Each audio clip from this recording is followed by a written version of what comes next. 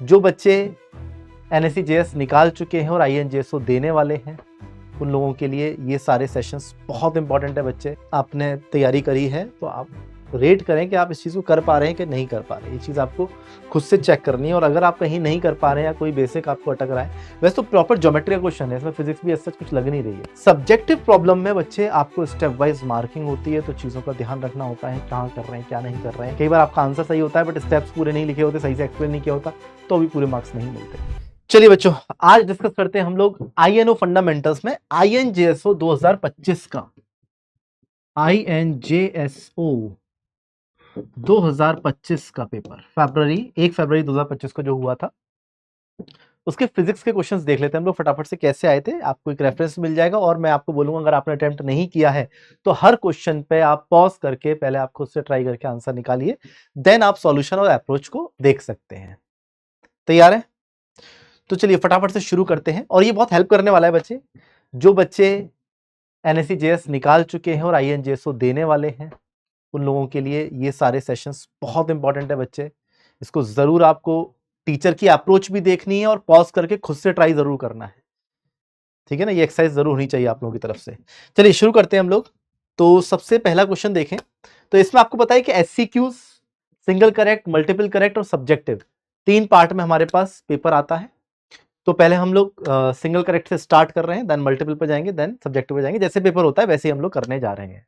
तो फिजिक्स का पहला क्वेश्चन जो यहाँ पर आया था, the shadow of the plank of length L is formed on the floor due to the point source as shown in the figure.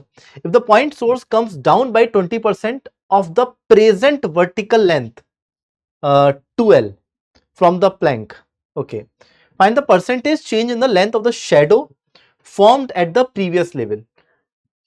Okay, बहुत बढ़िया बहुत बढ़िया बहुत बढ़िया। तो यहां से आप मैं इसी डायग्राम को बिगाड़ देता हूं क्योंकि मेरी मर्जी। ओके, देखिए यहां से जो लाइट जा रही होगी, इसके इधर वाली लाइट सारी फॉलो हुई होंगी, इसके ये ड्रॉ करें तो हाँ, इसके आगे वाली सारी ड्रॉ हुई होंगी, और इसके बीच में जो लाइट फॉलो हुई होगी वो ऑब्वियसली इसने पास नहीं होने दी होंगी। यहाँ पे शेडो फॉर्म हुई होगी, जो कि शेडो दिख रही है। यहाँ पे इन्होंने बना के भी दिया है कुछ कुछ सेक्शन सा जहाँ पे शेडो हमें दिख रही है। बहुत बढ़िया। तो इसकी लेंथ निकाल सकते हैं हम लोग, बिल्कुल निकाल सकते हैं सर। कैसन बार निकालेंगे? तो यार देखो यहाँ पे सिमिलर ट्राइंगल से निकाल दोगे आप। सिमिलर ट्राइंगल कैसा दिख रहा है यहाँ पर?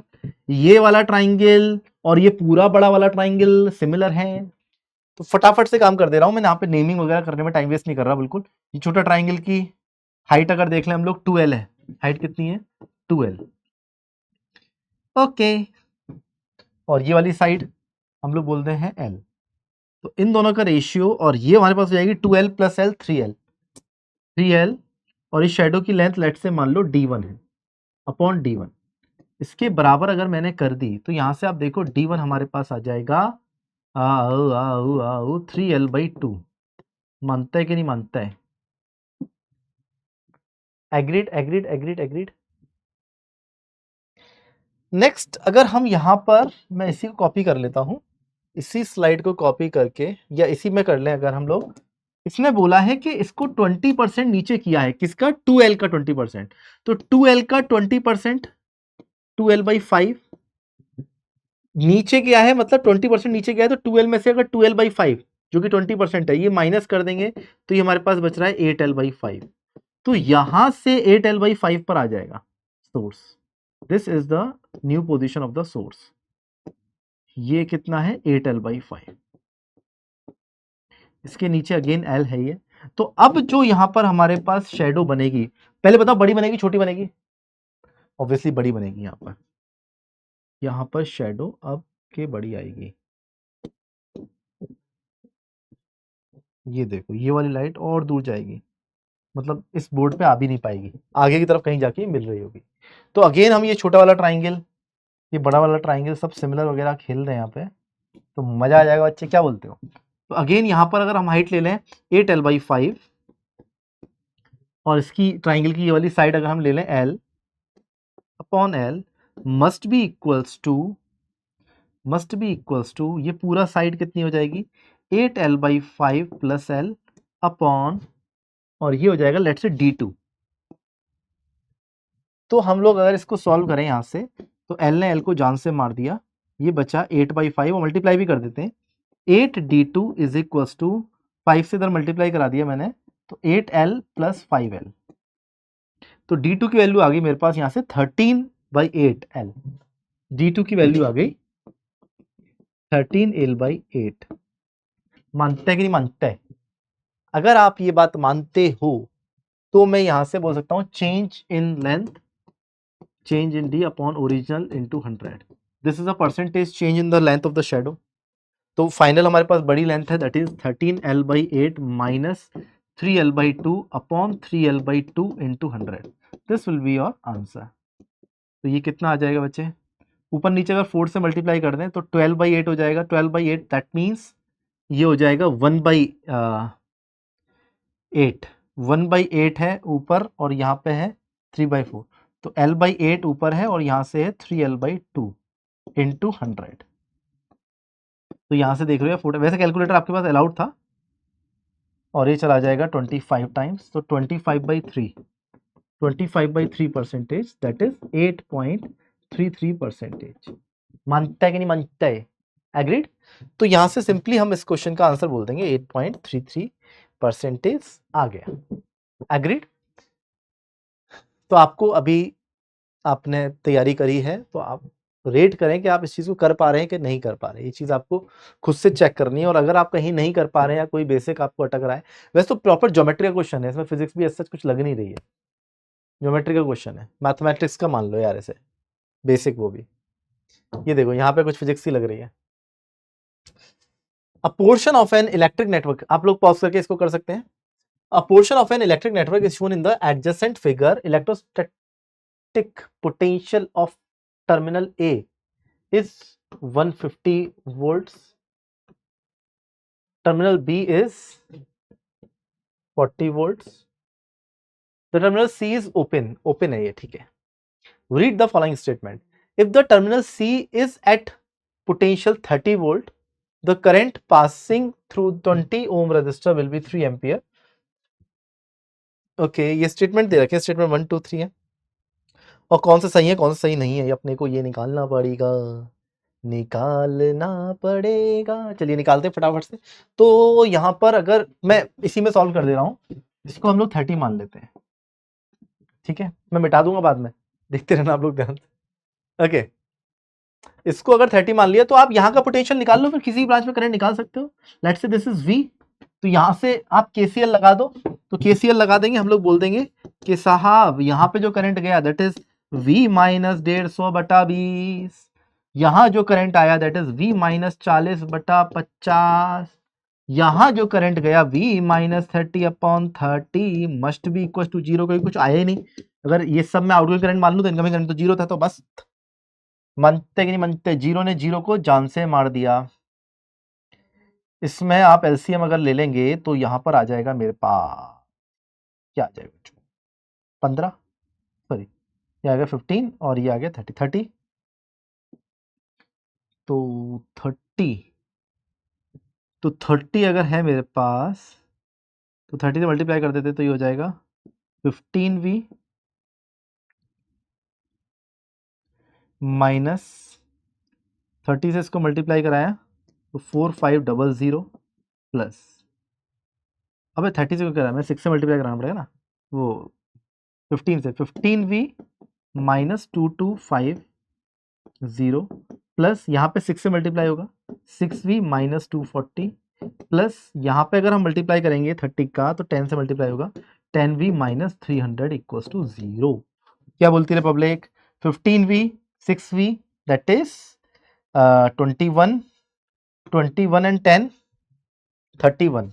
31V must be equals to, इस सबको ऐड कर लेते हैं हम लोग, तो ये हमारे पास हो जाएगा 2490 प्लस 30, तो 2790।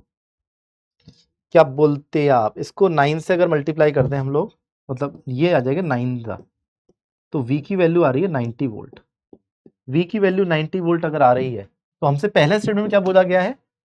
The current passing through 20 ohm resistance will be 3 ampere. क्या हम चेक कर सकते हैं? 20 ओम कहाँ है साहब, 20 ओम कहाँ गया ये रहा।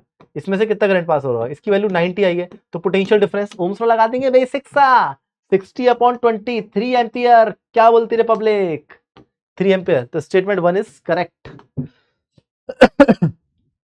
सिमिलरली ऐसे आपको चेक करने हैं, if terminal C is connected to the ground, okay, no current will flow through the 50 ohm. इसको ग्राउंड कर दें, इसमें से कोई करंट नहीं जाएगा, ऐसा बोला जा रहा है। ऐसा होने के लिए यहां पे V की वैल्यू 40 आनी चाहिए, तभी ऐसा होगा। क्या बोलते हो, सॉल्व कर दूं क्या मैं? इसको मैं कॉपी कर लेता हूं, है ना, इसको कॉपी करके और यहां पे हम इसे मिटा देते हैं। शिराको मिटा दो, शिराको ने मिटा दिया, इसको ग्राउंड कर दिया है मैंने। वो ये कितना था 40 और ये कितना था 150। ओके, इधर का V निकाल लेते हैं। तो V अगेन वही कर रहा हूं मैं equation, V minus 150/20 plus V minus 40/50 plus V minus 0/30 equal to 0। Zero ने जान से मार दिया। 30 से अगर मल्टीप्लाई कर दो तो यहाँ 15 से मल्टीप्लाई होगा, 15V माइनस 2250। यहाँ पे 6 से मल्टीप्लाई होगा, 6V माइनस 240। यहाँ पे 10 से मल्टीप्लाई होगा, प्लस 10V इक्वल टू 0। 10 6 16 और ये हो गया 31। 31V इज इक्वल टू, और यहाँ पे यार मैं कैलकुलेटर का यूज करता हूँ ना यार, कैलकुलेटर तो अलाउड है पेपर में। ये ने मजा आई मजा आई मजा आई। Plus 240 divided by 31। ओके, अरे ये तो 80 पॉइंट, V की वैल्यू आ रही है 80.322। मानते कि नहीं मानते? तो ऑब्वियसली अगर ये 80 आ रहा है तो एक्चुअल में करंट फ्लो होगा इधर। तो ये वाला स्टेटमेंट तो सही आया था, पहला वाला सही था, स्टेटमेंट 2 फॉल्स हो गया। स्टेटमेंट 3 चेक करते हैं, एक बार ऑप्शन चेक करूं क्या मैं, मजा आ सकती है। S1 ऑल 3 आ करेक्ट, नहीं S2 गलत है। S1 S3 correct, S2 incorrect, ये हो सकता है यार, S3 चेक करना पड़ेगा। S2 इज करेक्ट, नहीं ये नहीं हो सकता, देखो ये भी नहीं हो सकता, ये भी नहीं हो सकता, ऑल स्टेटमेंट कर ये भी नहीं हो सकता। अबे तो एक ही ऑप्शन देख रहा है विनोद, कैसे स्टेटमेंट बनाए हैं, यहीं पे क्वेश्चन खत्म हो चुका है।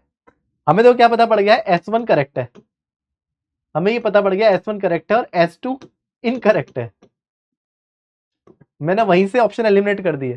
पहला S1 करेक्ट है तो ये तो नहीं हो सकता, इनकरेक्ट तो नहीं हो सकता। लास्ट वाले में सारे करेक्ट बोल रखे, ये भी नहीं हो सकता क्योंकि S2 इनकरेक्ट है। यहाँ पे S2 करेक्ट बोल रखा है, ये तो है ही नहीं, तो ये हो गया अपने आप में। मैं करके दिखा रहा हूं आपको, S3 वाला करके दिखा रहा हूं, बट देख लो आंसर B आ गया है। मानते कि नहीं मानते? तो S3 will be correct. S3 भी देख लेते हैं एक बार यार क्या है। जब हम बात कर रहे हैं तो बात तो पूरी भी कर ले। मिटा दिया मैंने, S3 देखते हैं। If the terminal C is connected to the terminal A, अच्छा हमें सिखा दिया है, ये दोनों ही 150 वोल्ट पे हो गए फिर तो। The electric power dissipated in 30 ohm resistor will be about 15.1 watt. Now choose the correct option. Okay. ने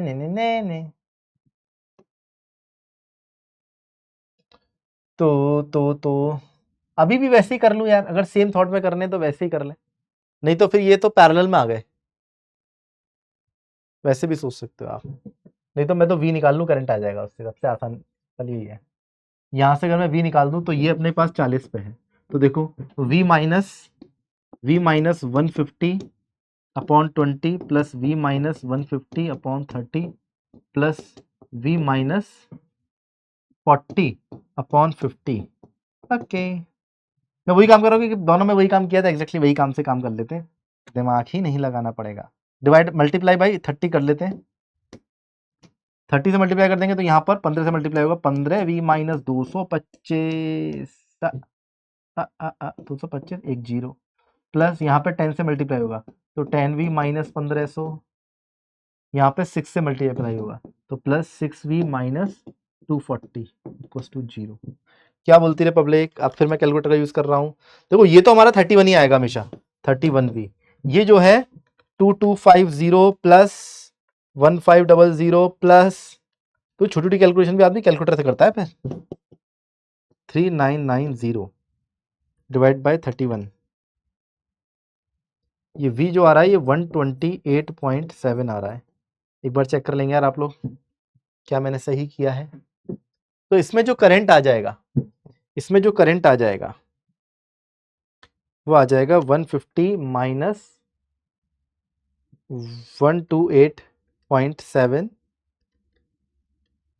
पोटेंशियल डिफरेंस अपॉन रेजिस्टेंस कर देता हूं मैं 30, तो ये आ गया 0.71 एम्पियर का। और इसमें पावर डिसिपेट पूछा जा रहा है तो आई स्क्वायर आर कर देंगे, तो आई स्क्वायर इंटू आर कर दिया अपन ने, तो ये 15.1 वोल्ट आ गया, 15.123 एग्जैक्ट आया 15.123। तो हम लोग सिर्फ इसका स्क्वायर, तो 0.71 स्क्वायर इंटू 30 कर दिया, तो ये 15.123 आ गया। और इसने अप्रोक्सीमेटली हमसे पूछा है अबाउट, तो ये वाला स्टेटमेंट भी सही हो गया। दैट मीन्स ऑब्वियसली हम आंसर तो पहले ही निकाल चुके थे, जिसमें आपको वैल्यूज चेक करा रहा था। मानता है कि नहीं मानता है? आगे बढ़ जाए, नेक्स्ट क्वेश्चन की तरफ चलते हैं हम लोग।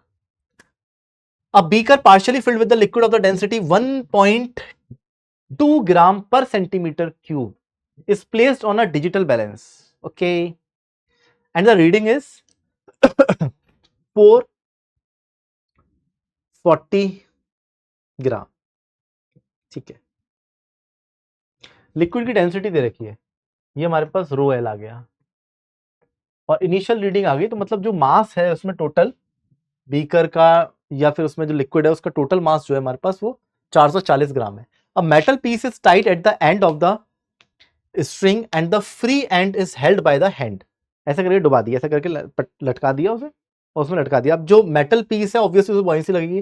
The metal piece is now completely immersed in the liquid without touching any side or bottom of the beaker. The reading of the digital now becomes,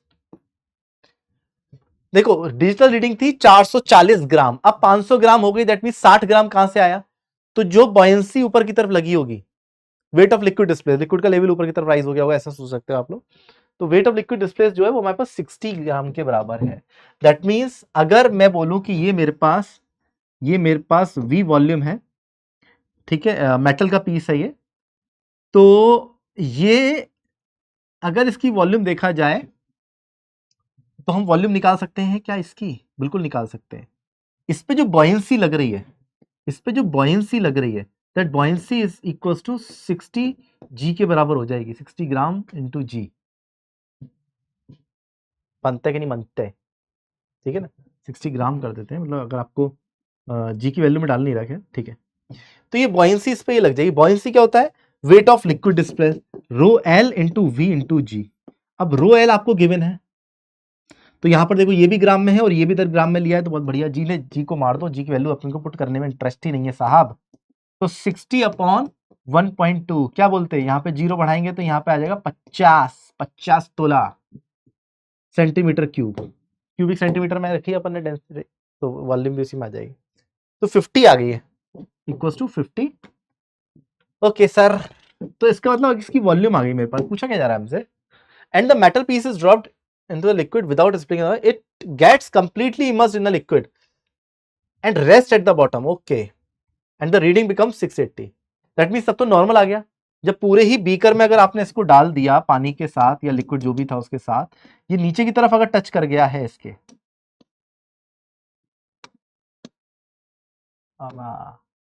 अगर ये नीचे की तरफ टच कर गया है, दैट मीन्स इसका टोटल मास mg जो हो जाएगा वो हमारे पास 600। तो देखो पहले पानी और बीकर के साथ जो था 440 था, तो अगर 680 ग्राम में से 440 ग्राम अगर माइनस करा देंगे तो कितना बचेगा बच्चे? बच्चा 240 ग्राम बचेगा ना। 240 ग्राम तो ये मास हो गया इसका, m की वैल्यू आ गई और इसकी वॉल्यूम पहले ही निकाल चुके हैं। तो डेंसिटी ऑफ द मेटल पूछता है वाला क्या? तो मेटल की डेंसिटी कितनी हो गई? वैसे ये करना नहीं चाहिए अपने को कैलकुलेटर थे, क्योंकि 240 अपॉन 50 बच्चा जानता है कि ये 4.8 चल रहा है मार्केट में।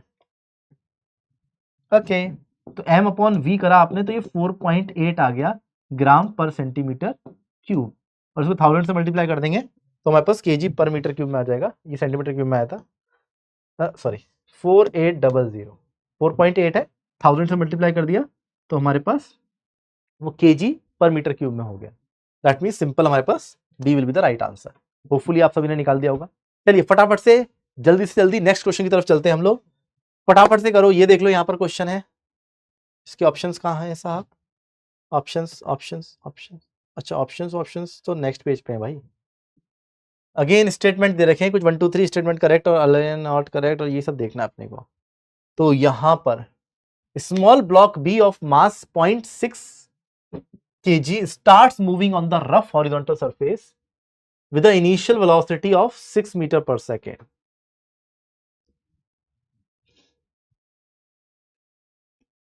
स्मॉल ब्लॉक बी, ये बी है, स्मॉल बोल रहे हैं, बनाया तो बहुत बड़ा है इन्होंने। केजी था ग्राम था, नहीं केजी, और ये 6 मीटर पर सेकंड से चल रहा था। बहुत अच्छी बात है सर। फिर क्या हुआ इसके जीवन में? The coefficient of the friction between the block and the surface is, mu की वैल्यू दे रखी है 0.1। फ्रिक्शन फोर्स, फ्रिक्शन की वैल्यू म्यू एन होती है, पता ही है आप लोगों को। After travelling through a distance of 10.2 metre, अच्छा 10.2 मीटर हमें सिखा दिया है। ऑन द रफर surface the block B collides with the plate P of mass 400 gram, 0.4 kg का है। बहुत बढ़िया बात है, मजा आ गया था। देखो 0.6 kg 0.4 kg ऐड करवाने की बात कर रहा है, ये 1 kg कर देगा। देखो गारंटी बोल रहा हूँ, अभी आगे पढ़ने वाले हम लोग, पर एक कोलाइड करके चिपकने वाले होंगे, दोनों चिपक जाएंगे तो क्या होगा, मास 1 kg हो जाएगा। डेटा ऐसा दिया है इन्होंने। Connected to the free end of the elastic massless spring of the force constant K की वैल्यू हमें दे रखी है 400। देखो मैं एक्चुअली क्या कर रहा हूँ ना, सारा डेटा यहीं लिख दे रहा हूँ ताकि मुझे 2 पेज में जाना नहीं पड़ेगा इधर से उधर। ये 400 न्यूटन पर मीटर दे रखा है, सब कुछ ऐसा यूनिट में है। The other end of the spring is attached to the rigid support. After the collision, block B and the plate B stick together. देखा, मानता है कि नहीं मानता है? And move on a perfectly smooth surface. I hate to compress the spring. ठीक है। Assume that the spring obeys the Hooke's law. हाँ मानते हैं भाई हमेशा। During compression, there is no frictional force on the block during the collision. अच्छा ये क्या है? There is no friction force on the block during the collision and thereafter. अच्छा thereafter भी नहीं है, फ्रिक्शन खत्म कर दिया भाई उनने। There is no friction. Collision के टाइम पे तो हम वैसे भी नहीं मानते कि कोलिजन जो है इंस्टेंटेनियस प्रोसेस है, तो उसको वहीं के वहीं मानते हैं, मोमेंटम कंजर्वेशन तो कर ही सकते हैं, बट इन्होंने कहा है बाद में भी नहीं है। ठीक है। You may neglect the size of the block B and the plate P. बहुत बढ़िया, हम कर भी देंगे उसको, अगर नहीं दोगे तो नेग्लेक्ट ही करेंगे भाई। तो अब निकालना क्या है अपने को? The velocity of the block P just before the collision is close to 4 metre per second. ये यहां से यहां तक कितनी है इसके पास? तो जस्ट टकराने से पहले ये इसका एक्सेलरेशन कितना होगा? एक्सेलरेशन तो काइनेमेटिक्स से कर लें आप लोगों के लेवल पे, तो म्यू जी हो जाएगा एक्सेलरेशन, पीछे की तरफ रिटार्डेशन होगा इसका। तो ये हमारे पास म्यू हो गया 0.1, और ये क्लोज टू वाले काम कर रहे हैं ना, ये जी की वैल्यू है 9.8 लेकर करना चाहिए अपने कायदे से। क्या बोलते हो? कैलकुलेटर अलाउड है ही अपने पास, तो कैलकुलेटर अगर अलाउड है तो 9.8 ले लेते हैं हम इसको यार। ये 0.98 हो गया मीटर पर सेकेंड स्क्वायर। वैसे क्लोज टू में तो हम लोग 10 ले लेना तो अभी ठीक ही आएगा आराम से। बाकी आगे के क्या है? Maximum compression of the spring, फिर ये सब पता नहीं एग्जैक्टली आएगा कि नहीं आएगा, ले लेते हैं हम लोग 10 ही ले लेते हैं यार, है ना, 10 ले लेते हैं। तो ये हो गया 1 मीटर पर सेकेंड स्क्वायर हो गया। तो यहां से अगर हम लोग देख लें तो ये अगर जा रहा है तो v is equals to V square minus U square equals to 2as कर देते हैं। तो जस्ट टकराने से पहले जो इसकी वेलोसिटी होगी, यू स्क्वायर कितना है? 6 का स्क्वायर प्लस 2, एक्सेलरेशन है क्योंकि रिटार्डेशन है तो -1 ले रहा हूं मैं इसको, डिस्प्लेसमेंट है 10.2, 10.2 ये आ जाएगा वी स्क्वायर। वी स्क्वायर की जो वैल्यू आ जाएगी यहां से आपके पास, वो आ जाएगी बाबू, बाबू समझो इशारे, 36 माइनस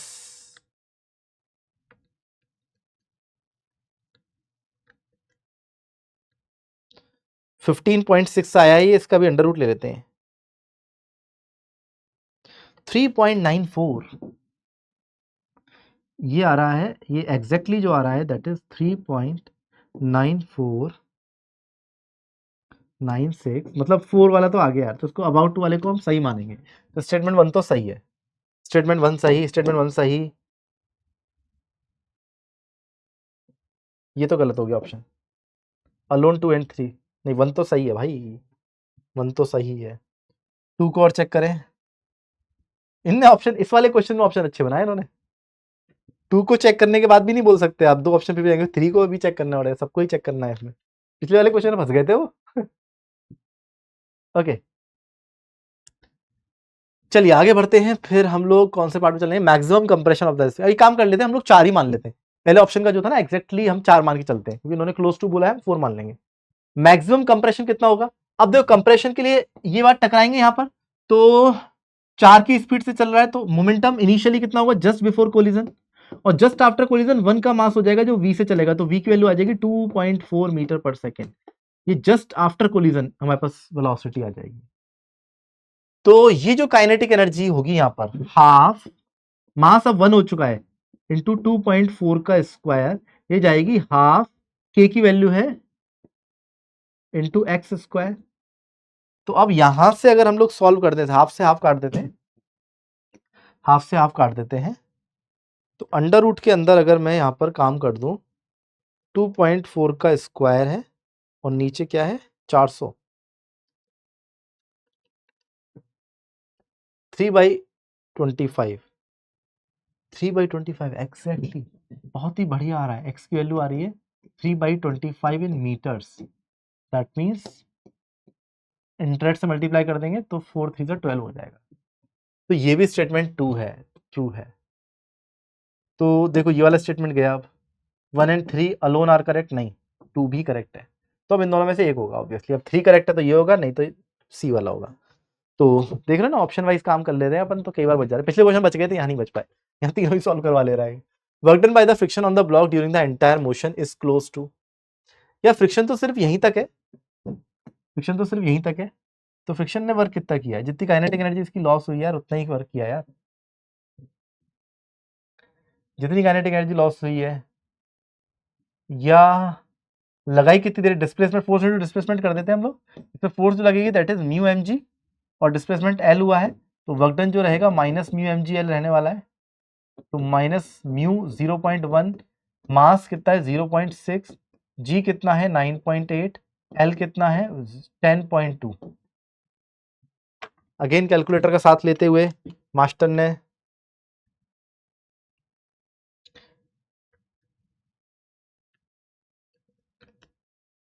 5.9999 आ गया ये, और इसको 10 ले लेते तो शायद मस्त आंसर आ जाता। 5.99 क्लोज टू बोला है इन्होंने, हाँ तो हो गया 6 आ गया क्लोज टू, तो ये भी ठीक है। इसका मतलब ऑल स्टेटमेंट्स आर करेक्ट। क्या बोलती रिपब्लिक, मजा आया आप लोगों को?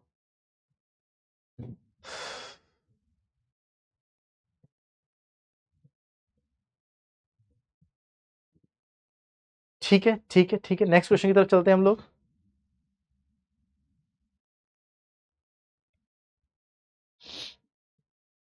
नेक्स्ट क्वेश्चन है हमारे पास ये वाला, AB is a section of the long conductor carrying constant current indicated by the arrow। ये आपको दिख नहीं रहा होगा, मैं इधर बनाता हूँ, ये एरो इधर दे रखा है इन्होंने, बहुत बढ़िया काम किया है साहब। Placed along the north south direction as shown in the figure, PQRS are the 4 points around the conductor near the center and close to the conductor as shown in the figure. The small magnetic compass can be placed horizontally at a point P and Q, and at RS the plane of the compass is placed vertically, axis along the east-west direction. Okay, ठीक है। The magnetic needle is free to rotate in the plane of the compass and its mass is negligible. The direction of the north pole of the compass deflects in the direction of the resultant magnetic field at that point. Choose the correct statement। अच्छा यार इन्होंने इतनी सारी कहानी समझा दी, आप लोग पता नहीं समझ पाए नहीं समझ पाए। ये स्टेटमेंट इन्होंने दे रखे हैं, आप लोग पॉज करके चाहें तो देख सकते हैं। मैं इसके साथ काम करने जा रहा हूँ। At point Q the north pole of the compass will deflect towards east. At point P the north pole of the compass will deflect towards east. RS फटाफट देख लेते हैं सब पे कैसे रखना है। तो यहाँ पे तो हॉरिजॉन्टली रखना है P और Q पे, और R और S पे वर्टिकली रखना है, मतलब हॉरिजॉन्टली ऐसे रखना है और वर्टिकली ऐसे रखना है। ये जो है R बाहर की तरफ है, S अंदर की तरफ है, उसको 2D में दिखाने का तरीका यही है था इनके पास। ठीक है, तो सबसे पहले अर्थ की मैग्नेटिक फील्ड किधर होगी? आपको पता है कि अर्थ के जो नॉर्थ साउथ और ईस्ट वेस्ट बना रखे हैं, अर्थ की मैग्नेटिक फील्ड जो है वो ज्योग्राफिकल साउथ से ज्योग्राफिकल नॉर्थ की तरफ जा रही होती है। मतलब आपका कंपास जो है अगर आपने कोई करंट कैरिंग वायर नहीं है तो वो, अगर मैंने हॉरिजॉन्टल रखा है तो हॉरिजॉन्टल अर्थ की मैग्नेटिक फील्ड का कंपोनेंट जिधर होगा उधर अलाइन करेगा अपने आप को। तो यहाँ पर नॉर्थ बताता है वो एक्चुअल में, तो एक्चुअली अर्थ की मैग्नेटिक फील्ड इधर है पूरे में थ्रू आउट। अब देखना है अपने को अलग अलग पॉइंट पे। पी पर देखें तो किधर करेगा, पी पर अगर मैंने कंपास रख दिया तो ये आ जाएगी अंदर की तरफ, पी पर आ जाएगा अंदर की तरफ, तो ये वाली फील्ड आएगी अंदर की तरफ। तो जो डिफ्लेक्शन आएगा यहां से, डिफ्लेक्शन जो आएगा वो इस तरफ आएगा टूवर्ड्स वेस्ट। तो at point P the north pole of the compass will deflect towards west west west west. ये तो गलत हो गया। क्यू पर देखें तो ये जो फील्ड आएगी यहां पर वो बाहर की तरफ आएगी, और अर्थ की तो इस तरफ है ही है, तो बाहर की तरफ है, तो ये एक्चुअल में ईस्ट की तरफ डिफ्लेक्ट करेगा। तो horizontal component of the earth magnetic field से ईस्ट की तरफ ये डिफ्लेक्ट करेगा, तो क्यू पर जाएगा ईस्ट की तरफ। तो क्यू पर जाएगा north pole of the compass will deflect towards the east. बिल्कुल सही बात है ये। आर और तो आंसर ही आ गया, अब तो खत्म हो गई बात। आर और एस पे रखना है, वो ऐसे रखना है सामने की तरफ। तो अगर ऐसे रखोगे वर्टिकली आप, तो अर्थ की मैग्नेटिक फील्ड तो है ही है, और जो इसकी फील्ड है वो ऊपर की तरफ है, ऊपर की तरफ है तो अपवर्ड जाएगा। देखो फील्ड ऐसे है, एक फील्ड ऊपर की तरफ आई तो ये अपवर्ड नेट फील्ड की तरफ शिफ्ट होगा, तो ये अपवर्ड शिफ्ट होगा। इन्होंने क्या बोला है, वर्टिकली डाउनवर्ड, ये गलत हो गया आगे, ये भी गलत है। नेक्स्ट बोला है एस पॉइंट पर डिफ्लेक्ट नहीं करेगा। क्यों नहीं करेगा भाई, क्यों नहीं करेगा, ये भी गलत है। एस पीछे की तरफ है, वहां भी करेगा डिफ्लेक्ट। तो ये will be the right answer. तो ये सारे क्वेश्चंस से बच्चे आपको जो एससीक्यू के अंदर पूछे गए थे एग्जाम, ठीक है। तो एक बार आप देख लीजिए आपने कितने क्वेश्चन एससीक्यू में से सही करे हैं। अब हम एमसीक्यू की तरफ चलने वाले हैं, ठीक है। मल्टीपल में जो सबसे पहला क्वेश्चन है वो है ये, 4 geometrical areas in the shape of the parallelogram, rhombus and the right angled isosceles triangle and an equilateral triangle are taken, ठीक है। a point mass m is placed on the corner of every area, ठीक है। the unit mass must be placed at the point within the boundary of each of these areas so that the remains in equilibrium, mass interact gravitationally, ठीक है। ignore the gravitational force due to the earth while working on this problem, ठीक है। आपस का interaction लेना है अपने को। if the unit mass is kept at the center of the each geometrical area it will be in the equilibrium in the parallelogram। अच्छा multiple में सारे ऑप्शन देखने पड़ेंगे ना। in the parallelogram and the rhombus the unit mass will be in equilibrium if placed at the intersection of their diagonals, and for equilibrium in the equilateral triangle it should be kept in the in center। एक बार आगे पढ़ लेता हूँ। In the rhombus and the parallelogram the unit mass की must be kept on the respective centroid and the equilateral triangle. यार देखो ये B और यहाँ सेंट्रॉइड कह दिया उसने, यहाँ सेंट्रॉइड कह दिया, और यहाँ पे इसने कह दिया था इंटरसेक्शन ऑफ देयर डायगोनल्स। एक ही बात है। रोम्बस और पैरेललोग्राम में जहां पे डायगोनल इंटरसेक्ट करते हैं उसी को हम लोग सेंट्रॉइड ऑफ अ पैरेललोग्राम या रोम्बस कहते हैं।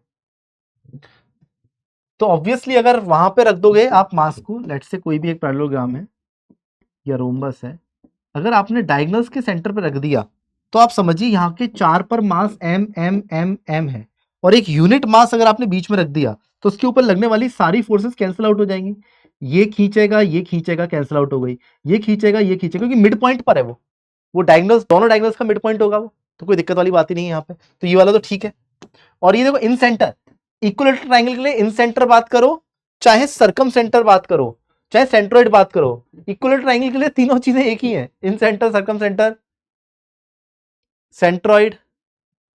तो बी और सी ऑप्शन एक्चुअल में सेम है। उन्होंने बस ये चेक करा है कि आपको मैथमेटिक्स की डेफिनेशन ऑफ सेंट्रोइड पता है कि नहीं पता है पैरेललोग्राम के लिए, या फिर incentre, circumcentre, centroid same ही होता है इक्विलेटरल ट्रायंगल के लिए, जो आपको पता होगा। तो ये उन्होंने बी और सी ऑप्शन एक्चुअल में सेम ही बना दिए। बात बची ए और डी की। There is no point inside the right angled isosceles triangle for keeping this mass so that it remains in equilibrium। अच्छा यहां पे देखो इक्विलिब्रियम, अब राइट ये बचा है हमारे पास, और राइट एंगल्ड आइसोसेलेस ट्राइंगल या राइट एंगल आइसोसेलेस ट्राइंगल को एक बार देख लें अगर हम लोग, यहां पर क्या ऐसी कोई पोजीशन अंदर हो सकती है जहां पर कहीं यूनिट मास को रख दें हम लोग। आप समझो इसका जो सेंट्रॉइड होगा वो तो यहां पे आएगा, तो यहां पर आप इसकी नेट फोर्सेस जीरो कर सकते हो, इसकी वजह से तो नहीं आएंगे, या नहीं सेंट्रॉइड नहीं। आप इसको यहां पर देखो, अगर मैं बोल दूं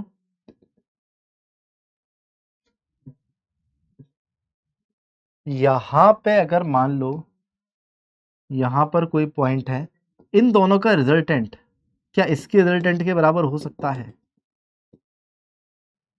क्या यहां पर ये तीनों मिलके कैंसिल आउट कर सकते हैं? क्या यहां पर कैंसिलेशन का चांसेस बन सकते हैं? एक बार ज्योमेट्रिकली पूरा बना के देखो आप।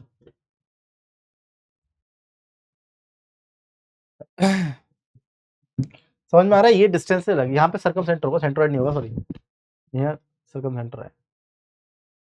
हाँ, यहाँ पर ऐसी कोई भी यहाँ पर फोर्सेस पॉइंट नहीं मिलेगा जहां पर नेट फोर्स जीरो भी हो जाए। यहाँ पर देखो, अगर यहाँ पर देख रहे हो तो एंगल 90 डिग्री है, ये आइसोसेलेस ट्रायंगल है।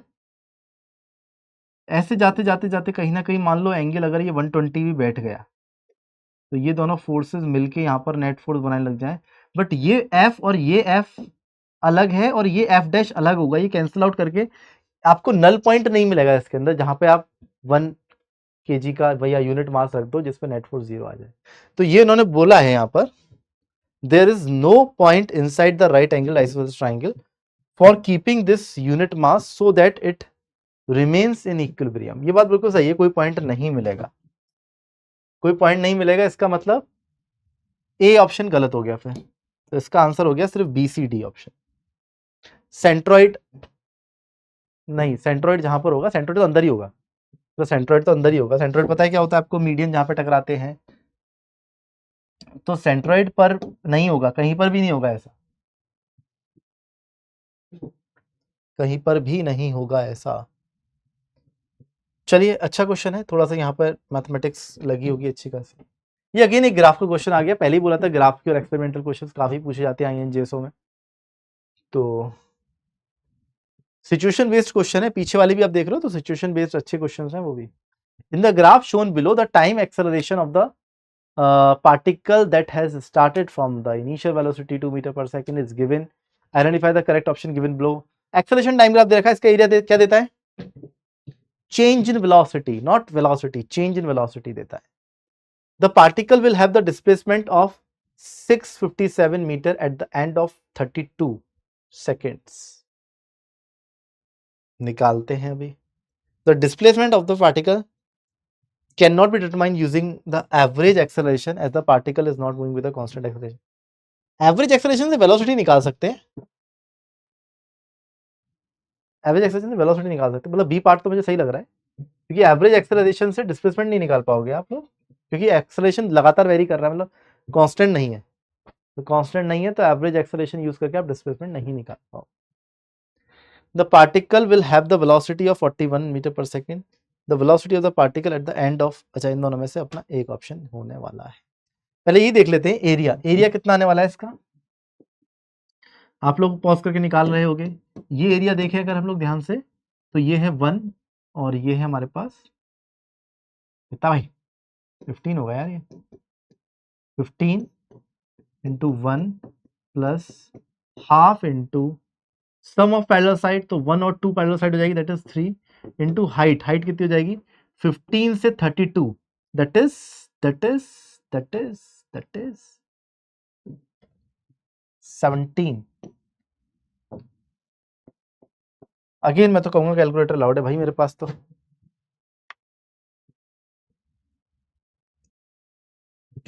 यार ये 14 ये 15 नहीं होगा, सॉरी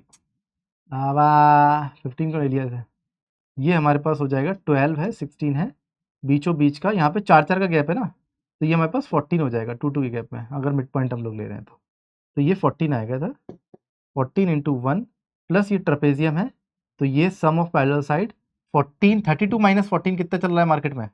अभी भी 18 ही चल रहा है। ओके, तो ये आ जाएगा हमारे पास, ऐसे क्या करना है यार, ये 9 27 14 प्लस 27, ये कितना हो गया 31 और 1 41, एरिया आ गया 41। एरिया अगर 41 आ गया है तो वेलोसिटी कितनी हो जाएगी? चेंज इन वेलोसिटी होगी, v final minus v initial की वैल्यू 41 होगी, और इनिशियल अगर 2 है हमारे पास तो ये v फाइनल 43 हो जाएगी, 43 हो जाएगी। दैट मीन्स डी ऑप्शन तो ठीक है, बी भी ठीक था। अब एक्सेलेरेशन हम लोग नहीं निकाल पाएंगे, मतलब कांस्टेंट एक्सेलरेशन होता तो आप निकाल लेते। खैर अभी यहां पर अगर चर्चा करें बच्चे, ए वाला पार्ट भी अगर सॉल्व करना चाहें तो particle will have a displacement of इतना at the end of 32। Displacement कितना हो रहा है? तो यहां से यहां तक तो आप देखो कांस्टेंट एक्सेलरेशन दे रखा है, तो काम कर लोगे, यहां से यहां तक वेरिएबल है एक्सेलरेशन। अब ये यहाँ पर अगर कैलकुलस लगवाना चाह रहा है तो बहुत ही गंदी बात है ये। आप देखो बता देता हूँ कैसे कर लेंगे। यहाँ का देखो कोऑर्डिनेट क्या लिख सकते हो, 14,1, यहाँ कितना हो जाएगा 32,2। आप इसके acceleration as a function of time लिख सकते हो, इंटीग्रेट कर दो। अगर कैलकुलस से ही जाना पड़ जाए, मान लो ऑप्शनल है ये, अगर हमें कैलकुलस से ही जाना हो तब कैसे करेंगे? तो क्योंकि मैंने आपको सिखाया है इसलिए आपको आता होगा, इसलिए मैं यहाँ पे लिख देता हूँ। हमारे पास ठीक है,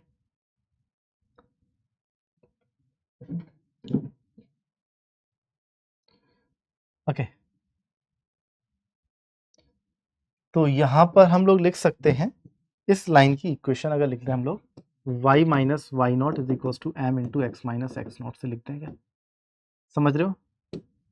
y माइनस, लेट्स से हमारे पास कोई मैं एक पॉइंट पकड़ लेता हूँ, लेट्स से 1, स्लोप कितना हो जाएगा इसका? स्लोप हम लोग बहुत इजीली यहाँ से लिख सकते हैं, इस लाइन का जो स्लोप है दैट इज डिफरेंस 1 है और ये 18 है, तो 1/18 हो जाएगा स्लोप। स्लोप सीधा मैं 1/18 लिख दे रहा हूँ, x माइनस 40। तो ये हमारे पास एक्सेलरेशन है y एक्सेस पर, और -1 इज इक्वल टू, ये हमारे पास टाइम है t/18, और ये आ जाएगा प्लस 14/18 माइनस 14/18, तो +1 माइनस 14/18, 14/18 तो ये 4/18 आ जाएगा, तो 4/18 मतलब 2/9 एक्सेलरेशन की वैल्यू ये आ जाएगी। और इसको आप dv/dt अगर लिख के velocity as a function of time निकालना चाहते हैं तो dv/dt करेंगे तो v इनिशियल वेलोसिटी है, तो डेल्टा v हमारे पास ये आ जाएगा, और यहां पे ये हो जाएगा t square by 18, t square by 36 minus 2/9 into T, ये आ जाएगा। तो ये इधर चला गया हमारे पास +2। अब इसको अगेन ds/dt करके इंटीग्रेट कर दोगे तो आपके पास t इक्वल्स टू 0 से t तक हमारे पास 32 तक निकालना है, तो डिस्प्लेसमेंट अगर आपको निकालना है तो इसको इंटीग्रेट कर देंगे, तो ये आ जाएगा t³/36 into 3 minus 2/9 into t²/2 plus 2t, 0 से 32, तो 0 पे तो पूरा 0 हो जाएगा, 32 पुट करना है अपने को, और 32 पुट करके आप निकाल लो तो देखो क्या आ रहा है इसका एग्जैक्टली, मतलब इसको आप कैलकुलेट कर लेंगे तो इसमें आपके पास 657 नहीं आएगा, तो इसका बी और डी बच्चे सही आंसर बैठेगा। चलिए आगे बढ़ते हैं हम लोग नेक्स्ट प्रश्न की तरफ, एमसीक्यू में ही अगला प्रश्न है आपके कंप्यूटर स्क्रीन पर। ये यहाँ पे क्या कह रहा है, on an experiment board 4 resistors each of resistance 100 ठीक है and 25 watt are connected to a DC supply of the EMF E and the negligible internal resistance is shown in the figure. The fuse wire of the negligible resistance has been connected in the protection, ठीक है। The maximum possible of E that can be applied keeping the component safe. Okay okay okay,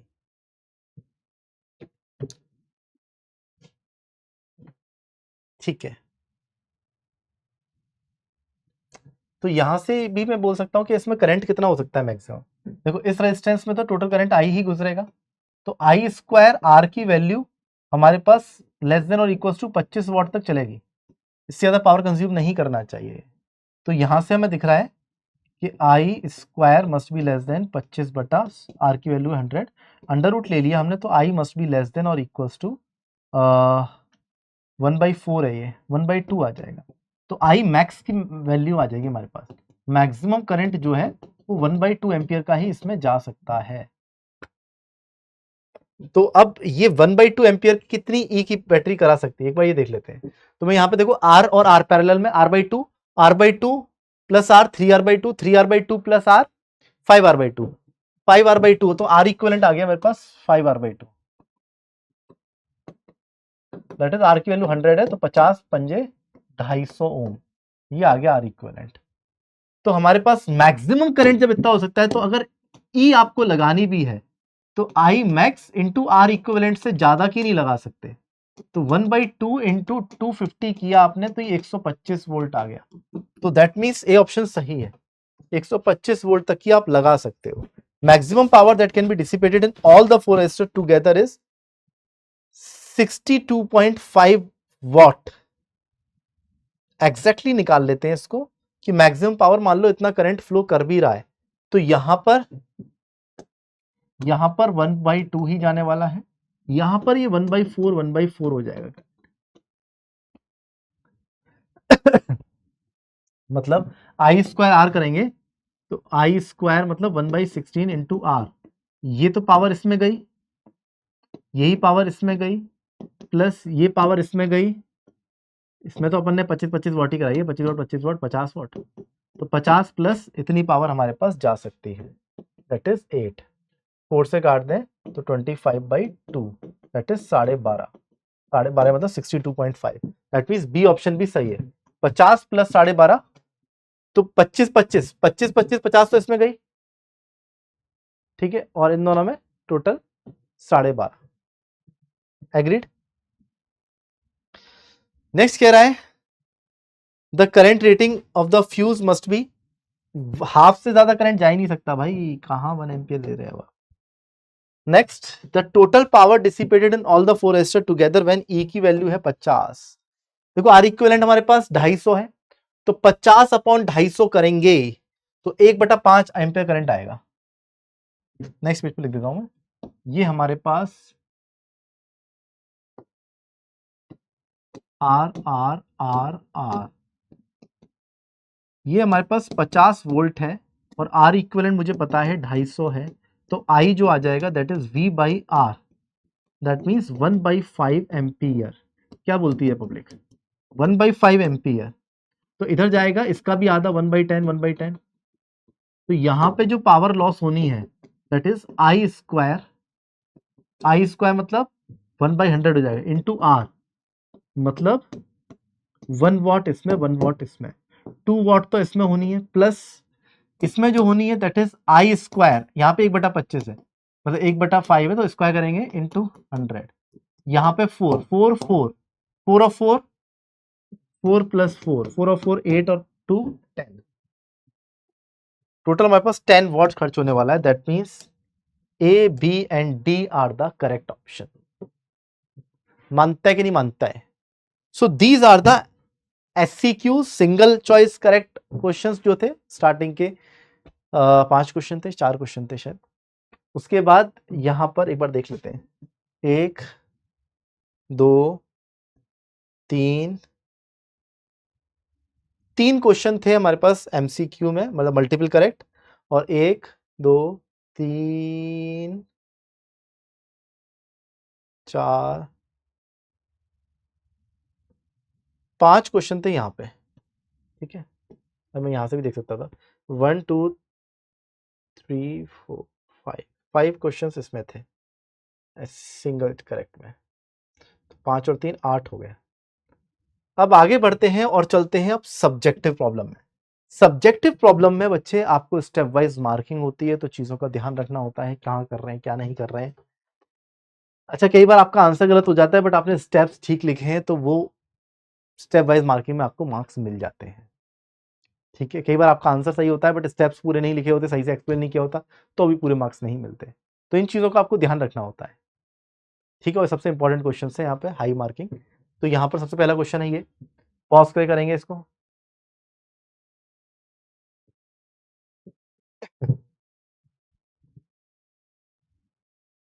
चलिए करते हैं साथ में।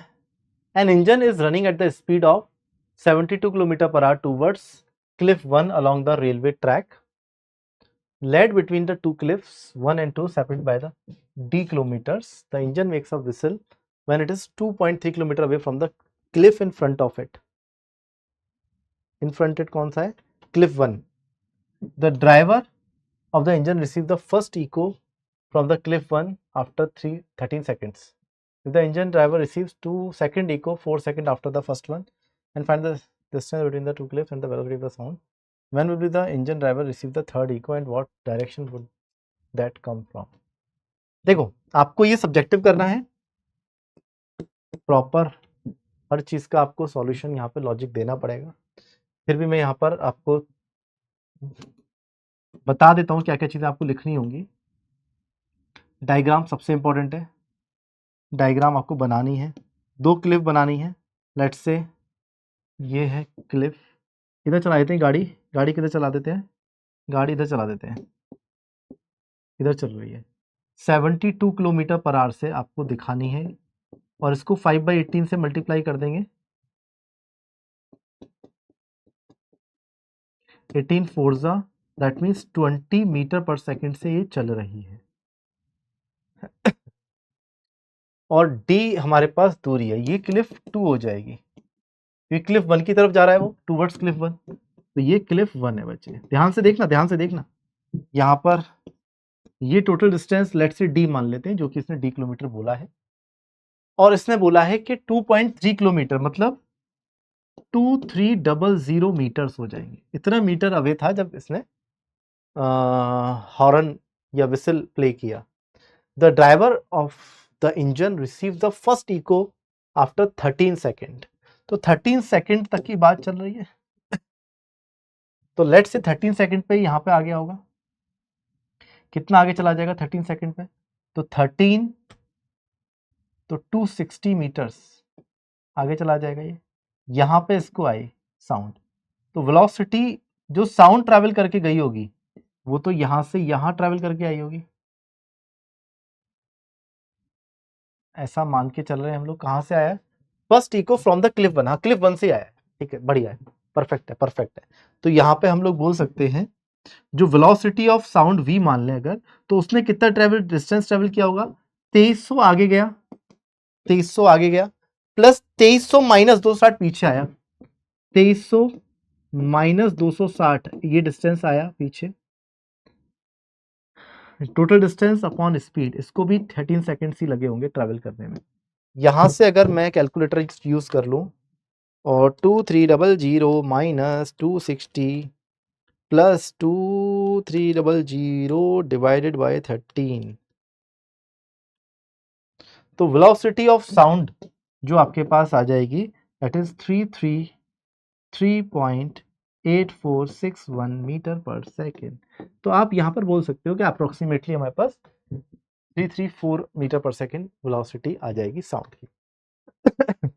यहाँ पर आपको क्या क्या चीजें लिखनी पड़ेंगी, आपको जो भी डेटा लिखना है, आप ये चीज कर रहे हो डिस्टेंस अपॉन वेलोसिटी टाइम के बराबर कर रहे हो, आपको ये सब एक्सप्लेन करना पड़ेगा कि आप क्या क्या चीजें लेके चल रहे हो लैंग्वेज फॉर्म में, मार्क्स मिलेंगे हर स्टेप के।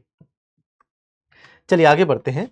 If the engine if the driver receives the second echo 4 seconds after the first one, 4 seconds after the first one, अच्छा देखो साउंड जो गई होगी ये वाली यहां पहुंची है, पीछे यहां पे जब विसिल इसने प्ले करी होगी तो पीछे गई होगी और वापस से आएगी। दूसरा डायग्राम बना लेते हैं हम लोग, और आपको भी अगर डायग्राम, अगर ऑप्शंस क्वेश्चंस के पार्ट्स ज्यादा हैं तो बार बार डायग्राम बनाना पड़ेगा सब्जेक्टिव के अंदर। This is Cliff 1 and this is cliff 2, अच्छा एक चीज और यहाँ पे समझिए t इक्वल टू 0 पर, तो ये यहाँ पर था और यहाँ पे इसने विसल प्ले करी है। अब इधर जो साउंड गई है उसके बारे में चर्चा कर रहे हैं। 13 सेकंड में पहली इको सुनी यहां से, उसके 4 सेकंड बाद मतलब टोटल 17 सेकंड पर इसने सुनी होगी। तो ये वाली जो हमारे पास इको आएगी ये t इक्वल टू 17 पर आएगी और t इक्वल टू ये कितने चल रहा था 20 से, तो 17 तक ये कितना चल जाएगा, तो 17 टू जा मार्केट में आज भी 340 मीटर हो जाएगा ये ना। ओके सॉरी, दिस इज 2300 ये दे रखा था, ये टोटल हमने डी मान लिया था। तो मैं बोल सकता हूं कि यहां से जो विसल जो साउंड सिग्नल गया होगा वो कितना डिस्टेंस चला होगा, डी माइनस 2300, इतना जाना वापस भी इतना आना इंटू 2 प्लस 340 और चलना। स्पीड कौन सी वाली, अभी जो हमने पीछे v निकाली थी, इसमें लगेंगे उससे 17 टाइम, डिस्टेंस अपॉन स्पीड कराए 17 लगेगा ऐसे टोटल। तो मैं यहाँ पर सॉल्व कर देता हूँ, 217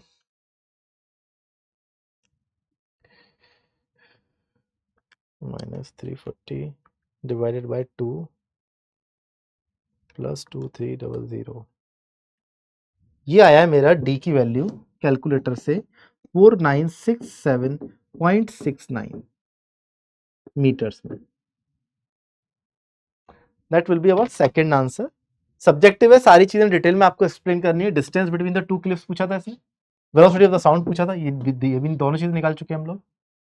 when will be the engine driver receives the third echo and what direction would that come from. Okay, तो यहां पे आप निकाल सकते हो कि अब देखो सिग्नल क्या है, t इक्वल टू 13 पर। मैं यहां पर डायग्राम में दिखाता हूं आपको, डायग्राम में हम देख लेते हैं प्रॉपर टाइम स्टैम्प के साथ कि कब क्या क्या हुआ है। एक बार इसको देख लीजिए, क्लिफ 1, क्लिफ 2,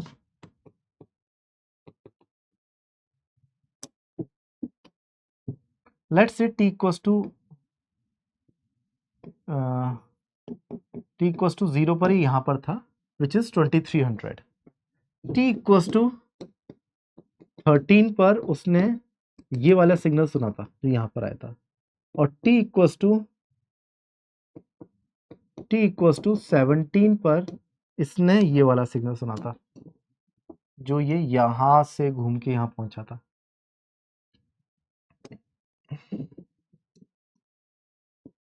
तो अब इसके पास सिग्नल कौन कौन से आ सकते हैं इसके बाद। तो आप देखिएगा ये वाला सिग्नल जो होगा ये t इक्वल टू 13 के बाद ये पीछे चल के जा रहा होगा और ये फिर आगे आएगा। एक तो ये डिस्टेंस होगा, दूसरा ये जो अभी इसने 17 पे सुना है ये वाला सिग्नल आगे जाएगा फर्दर और पीछे आ सकता है, ये कितने टाइम में आएगा ये हम निकालते हैं। क्वेश्चन हमसे पूछ रहा है when will be the engine driver receive the third echo. ठीक है ठीक है ठीक है ठीक है ठीक है ठीक है ठीक है ठीक है, t इक्वल टू 17 तक कितना डिस्टेंस हो चुका था इसका, यही लिया था मैंने। t इक्वल टू 17 तक 340 था ये, या अब t इक्वल टू t ले लेते हैं। अब हमारे पास सारी चीजें हैं, हमारे पास टोटल d भी है, टोटल d है मेरे पास, और t इक्वल टू 17 को मैं यहां पर अगर 0 ले लूं, t इक्वल टू 0 लेट से, तो इसके बाद जो ये सिग्नल यहां से जा रहा है ये यहां से कितनी दूरी पर है, ये टोटल था हमारे पास 2300 और 70 तक ये था हमारे पास 340। तो 2300 में से अगर 340 हम माइनस कर देंगे तो 2300 माइनस 340, ये था हमारे पास ये डिस्टेंस। मैं नीचे लिख रहा हूं डिस्टेंस, ध्यान से देखिएगा आप, ये डिस्टेंस है हमारे पास 1960 और टोटल डिस्टेंस जो हमारे पास d की वैल्यू आई थी 4, नहीं वैसे पीछे वाले की तो जरूरत है नहीं अपने को, चलो पीछे वाले की तो जरूरत ही नहीं है अपने को। तो यहां से पीछे से जो विसल आ रही थी वो आगे जाके वापस टकराएगी, मतलब वापस सुनेगा ये, ठीक है। और एक चीज और हमें पता है, जब ये 2300 की दूरी पर था, यहां से जो विसिल बजाई थी इसने वो भी सामने वाली टकरा के पहले आ रही थी, तो ऑब्वियसली जो यहां से आगे की तरफ जा रही है वो टकरा के और जल्दी आ जाएगी। तो यही वाला आंसर आने वाला है इसका, यही फाइनल आंसर होगा। मैं सॉल्व कर देता हूं। लेट्स से यहां से ये फर्दर टी टाइम बाद ये एक्स और चला है आगे, तो ये हमारे पास कितना चल के आएगी, साउंड चल के आएगी 1960 आगे जाएगी, प्लस 1960 माइनस एक्स पीछे चल के आएगी, अपॉन वेलोसिटी ऑफ साउंड, इतना टाइम इसको लगेगा। एक्स की वैल्यू हमें पता है क्योंकि 20 की स्पीड से ये चल रहा है, तो ये 20t चलेगा, 20t, एक्स की वैल्यू भी 20t है। तो मैं इसको सॉल्व कर देता हूं।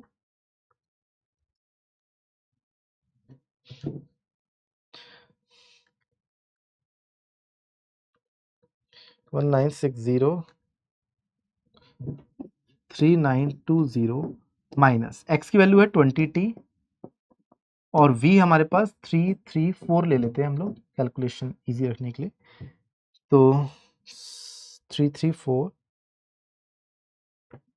354 हो जाएगा, तो डिवाइडेड बाय 354 कर देते हैं सीधे सीधे, तो ये हमारे पास जो टाइम आ जाएगा ये आ जाएगा 11.07 सेकेंड, और यही आंसर होगा। जो आप देखोगे पीछे वाली जो आ रही है वो और ज्यादा टाइम पर लगाएगी।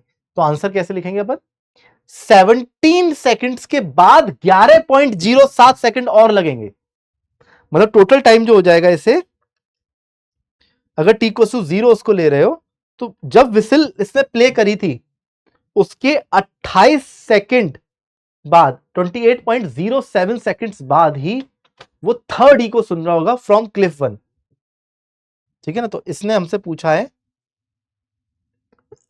थर्ड ई को कहां से आ रही होगी, फ्रॉम क्लिफ 1, जो 2 से आई वो 1 से टकरा के वापस आएगी इसके पास, और कितनी देर बाद, 17 सेकंड होने के बाद, मतलब सेकंड इको के 11.07 सेकंड्स बाद वो तीसरी इको सुन रहा होगा। मजा आया। चलिए आगे चलते हैं, और नेक्स्ट हमारे पास ये देखो एक क्वेश्चन है हमारे पास, बढ़िया सेटअप एक्सपेरिमेंट दे दिया है इन्होंने। एक बार इसका क्वेश्चन रीड करिए पॉज करके।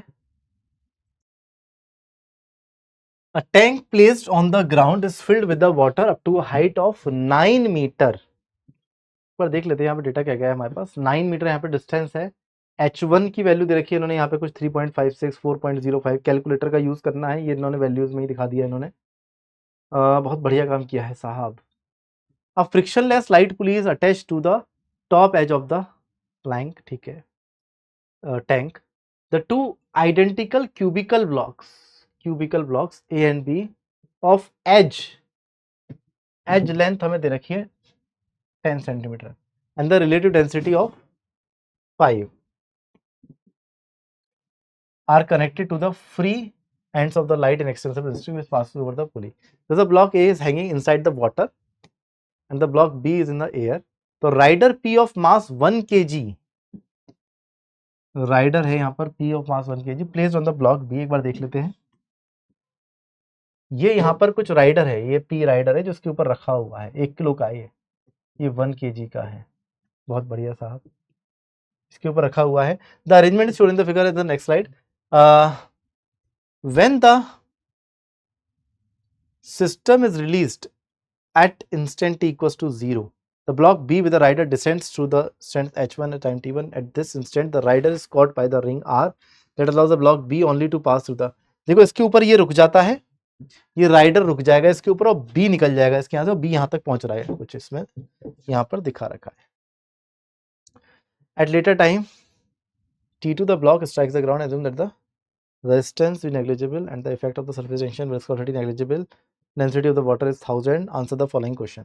ठीक है, तो यहां पर हमें दे रखा है t equals to 0, t equals to t1, t equals to t2, h1 h2 की वैल्यू गिवन है, राइडर का मास गिवन है, a और b का मास गिवन नहीं है हमें। a और b आइडेंटिकल मासेस थे, 2 आइडेंटिकल क्यूबिकल ब्लॉक्स है ये, ठीक है। What are the masses of the blocks, masses of the block, उसकी एज लेंथ दे रखी है, इसकी एज है हमारे पास 10 सेंटीमीटर, तो इसकी और डेंसिटी, रिलेटिव डेंसिटी है हमारे पास 5, तो मास कितना हो जाएगा, mass is equal to rho into V, rho कितना हो जाएगा 5 इंटू 10⁻³ kg में, इंटू वॉल्यूम, वॉल्यूम कितनी हो जाएगी, ये है 1/10 मीटर का क्यूब कर देंगे हम लोग, तो ये हमारे पास 5 kg आ जाएगा। 5 kg आ गया, 5 kg। तो mass of block A and B are the 5 kg।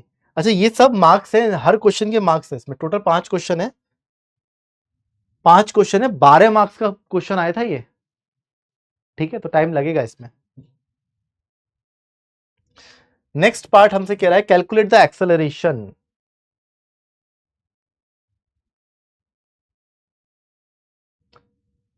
Acceleration निकालना है टाइम 0 से t1 के बीच में। बहुत बढ़िया बात है। 0 से t1 कहाँ है साहब, यहाँ पर देख लीजिए, यही सॉल्व करते हैं हम लोग। ठीक है, 0 से t1 के बीच में एक्सेलरेशन कितना होगा, तो हमें ये पता है ये 1 kg का है, ये 5 kg का है, तो टोटल हो गया 6 kg का। बॉयंसी निकाल लेते हैं इसके अंदर। बॉयंसी, बॉयंसी कितनी होगी, वाटर है ये, तो बॉयंसी जो होगी rho of liquid into volume, rho of liquid, rho of liquid हमारे पास 10⁻³ वॉल्यूम हो जाएगी 1/10⁻³ इनटू जी की वैल्यू 10, तो बॉयंसी इस पर 10 लग रही है, 10 न्यूटन की। तो हम बी का एफबीडी बनाएंगे, ए का एफबीडी बनाएंगे, तो इस पर बॉयंसी ऊपर लगेगा, नीचे की तरफ mg लगेगा और एक टेंशन टी लगेगा। बी का एफबीडी बनाएंगे तो नीचे की तरफ बी और पी को, अगर राइडर को साथ में मान रहा हूं मैं इसका 0 से t1 पे, तो ये दोनों 60 हो जाएगा नीचे। ये 5 किलो का है तो 50, इसकी वैल्यू 10 है और इस पर टेंशन टी। ठीक है, बी की वैल्यू 10 निकाल चुका हूं, मास 50 था, इसका 5 और 1 6 हो गया, तो इसलिए मैंने टोटल 60 दिखा दिया एक बार में। तो यहां पर देख रहे हैं नीचे की तरफ 40 हो जाएगा नेट फोर्स। तो लेट से इसका एक्सेलरेशन ए है, A1 मान लेते हैं, A1 है ऊपर की तरफ नीचे की तरफ। तो यहां पे मैं लिख सकता हूं 60 minus T is equal to 6 kg का है, ये 6A1, ये 5 kg का है, तो t plus 10 minus 50 that is t minus 40 is equal to 5A1। मुझे एक्सेलरेशन निकालना है, ऐड कर दिया, तो ये हो जाएगा 20 इज इक्वल टू 11A1, और A1 की वैल्यू यहां से आ गई हमारे पास 20/11, और t की वैल्यू आ जाएगी हमारे पास 40 प्लस 5 इंटू 20/8, मतलब 5A1 की वैल्यू पुट कर दी मैं कैलकुलेटर का यूज कर रहा हूँ यार, सीधे सीधे ना। तो 20/11 तो हमारे पास एग्जैक्टली आ गया 1.81 मीटर पर सेकेंड स्क्वायर, और 20/11 इंटू 5 प्लस 40, ये आ गया मेरे पास 49 न्यूटन। तो ये मैंने कौन सा पार्ट सॉल्व कर दिया है, 0 से t1 निकालना था, ब्लॉक का एक्सेलरेशन और टेंशन हो गया। अगला acceleration of the block B, मैंने कौन से का निकाल दिया, अच्छा ब्लॉक ए का निकालना था। ठीक है, टेंशन तो रस्सी में सेम ही होने वाली है, ए की बात करें चाहे बी की बात करें। एक्सेलरेशन बी का सेम ही स्ट्रिंग से कनेक्ट है, टेंशन और स्ट्रिंग मतलब एक्सेलरेशन दोनों ही सेम होने वाला है t1 से t2 के बीच में। तो मैं अगेन उसी स्लाइड पे चल रहा हूँ, यहीं पे सॉल्व कर रहे हैं यार इसको, है ना, मैं इसी को कॉपी कर लेता हूँ और इसको मिटा लेते हैं, साफ कर लेते हैं, सफाई। तो t1 से t2 के बीच में एक्सेलरेशन अगर मेरे को निकालना है, तो इसको अगेन मैं एक बार कॉपी कर लेता हूँ, आगे यूज पड़ सकता है इसका। देखिए इसके बाद क्या होगा, इसके बाद ये भी 5 kg का ही बचेगा, नीचे की तरफ 50, ऊपर की तरफ t, और ये इस पर अभी भी बॉयंसी लग रही होगी। तो ए वाले को अगर देखोगे, ए वाले को 5 kg का है, t बॉयंसी 10 न्यूटन की, और नीचे की तरफ 50। बट अगर बी को देखोगे तो ये 5 kg का बचा है, अब 50 और ऊपर की तरफ t, तो नीचे की तरफ एक्सेलरेशन a2 बोल देता हूँ, ऊपर की तरफ a2 हो जाएगा, तो ये हो जाएगा t minus 40 is equal to 5A2। मैंने 50 माइनस 10 कर दिया 40 से सीधे, यहाँ पे देखा तो 50 minus T is equal to 5A2, add कर दिया, कट गया, तो 10 इज इक्वल टू 10A2, तो A2 की वैल्यू 1 आ गई। अच्छा मैं जी की वैल्यू 10 लेके काम कर रहा हूँ यार, मर मत जाना आप लोग, जी की वैल्यू 9.8 ले लेंगे तो ये 0.8 आया, मतलब g/10 ही आया आंसर। g/10 आया मतलब 0.98 आ जाता है ये। और g की वैल्यू 9.8 ले लेते हैं यार। g की वैल्यू अगर 9.8 लें तो हमारे पास एक्सेलरेशन a2 जो आएगा वो 0.98 आएगा। कई बार सब्जेक्टिव क्वेश्चन में चेक कर रहे होते हैं कि जी की वैल्यू आपकी एग्जैक्टली लो, कैलकुलेटर अलाउड है तो क्या दिक्कत है जीवन में। ओके,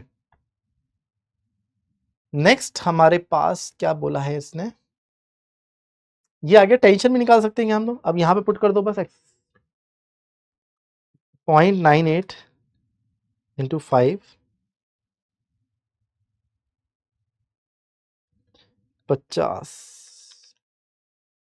तो टेंशन इस बार जो आ जाएगी दैट इज T2 बोल देता हूँ मैं इसको, 45.1 न्यूटन की आ जाएगी। चेक करिए एक बार इक्वेशन आपके समझ में आ रही है कि नहीं आ रही है।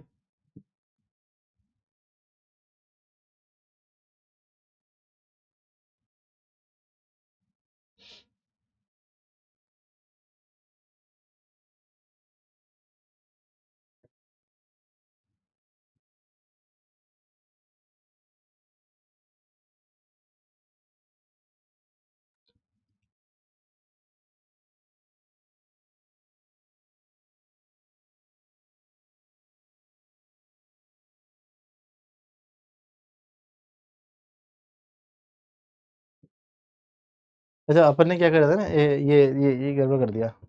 यहाँ पर अपन ने 50G लेंगे ना, अपन 50G 40G, G की वैल्यू 9.8 ले लेते हैं यार, है ना, यहाँ G ही बचेगा। तो T2 की वैल्यू जो आ जाएगी, क्योंकि हमें 5G 5 इंटू 9.8 करना पड़ेगा माइनस 5 इंटू 0.98, 44.1 न्यूटन आएगी। तो ऐसा मत करना जी की वैल्यू के कहीं 9 पॉइंट, देखो मैंने गड़बड़ कर दिया, क्या गड़बड़ कर दिया, कहीं जी की वैल्यू 10 ले ली, कहीं 9.8 ले ली। मैं 9.8 ले कर रहा हूँ यार, पूरा पूरा 9.8 लेके करते हैं हम लोग, है ना। 60G 40G 2G बचेगा, 2G/11, 2G/11, तो 2 इंटू 9.8 आप हो सकता है 1.78 मीटर पर सेकेंड स्क्वायर आ जाएगा 9.8 लेके। और ये अगेन 4G प्लस 1.78 अगर हम करेंगे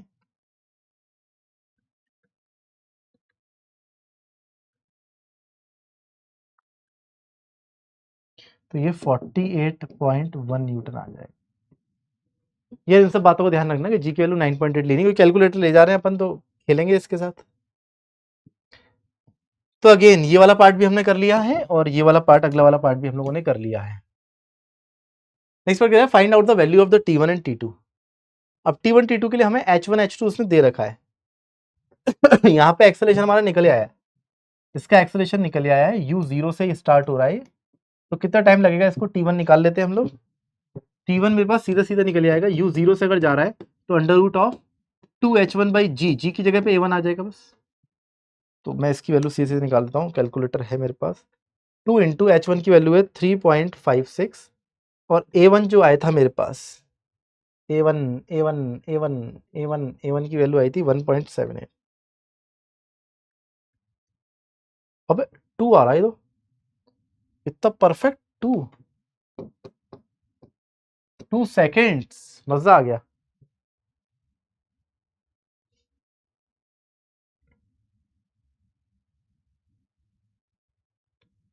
नेक्स्ट हमारे पास T2 निकालना है। इसमें बोला है T1 एंड T2 दोनों निकालो, और अगले पार्ट में पूछ रहा है ये, calculate the velocities of the block A at T1 and T2। ठीक है, T1 T2 की वैल्यू निकालनी है और वेलोसिटीज भी निकालनी है, तो यहाँ पे वेलोसिटी भी निकाल लेता हूँ अभी। एक्सेलरेशन जब A1 पता है मेरे को, तो यहाँ पर वेलोसिटी V1 कितनी होगी T1 पर, तो V1 हो जाएगी U1 प्लस A1T 1, तो U तो 0 है, 1.78 इंटू टाइम 2 सेकेंड्स, तो 1.78 into 2 that is 3.56 metre per second. अब यहाँ से लेके यहाँ तक हमारे पास जो एक्सेलरेशन है, यहाँ भी नीचे की तरफ ही एक्सेलरेशन आया है A2, और ये हमारे पास टाइम T2 कितना आ जाएगा, डिस्प्लेसमेंट है हमारे पास, हाँ है, तो H2 is equal to UT V1 T2 plus half AT square AT T2 का स्क्वायर। तो H2 की वैल्यू मेरे पास है 4.05 इज इक्वल टू V1 मैंने निकाला है 3.56 into T2 plus half of acceleration A2 जो आया था मेरे पास वो आया था 0.98 0.98। देखो इस 2 को देख के मुझे लग रहा है कि यार ये G की वैल्यू 9.8 के बिना मानते नहीं, आप समझना इस बात को, इंटू T2 का स्क्वायर। तो ये मेरे पास बना 0.49 T2 square plus 3.56 T2 minus 4.05 equals to 0। इसको सॉल्व कर लेते हैं हम लोग।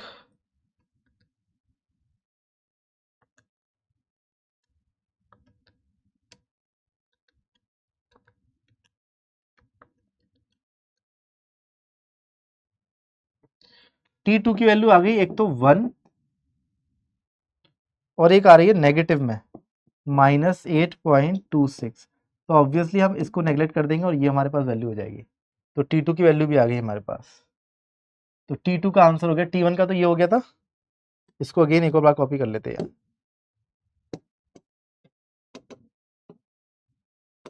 T2 का आंसर भी हमारे पास 1 आ गया। अब क्या निकालना था अपने को, वेलोसिटीज निकाल लेते। इससे वेलोसिटी कितनी होगी V2 V2 is equal to V1 plus A2 T1। यहाँ पर इनिशियल वेलोसिटी हमारे पास V1 थी जो हमने निकाली थी, कितनी आई थी, V1 आई थी 3.56। तो 3.56 प्लस A2 की वैल्यू कितनी थी 0.98 0.98 और T2 लगेगा यहाँ पर टाइम, T2 जो है वो 1 आया है।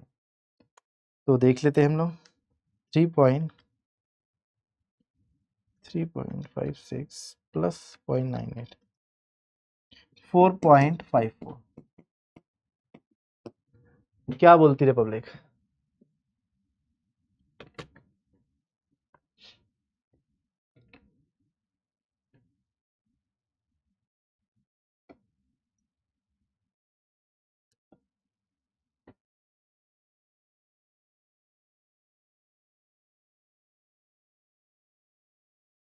मजा आया, अच्छा क्वेश्चन था ये,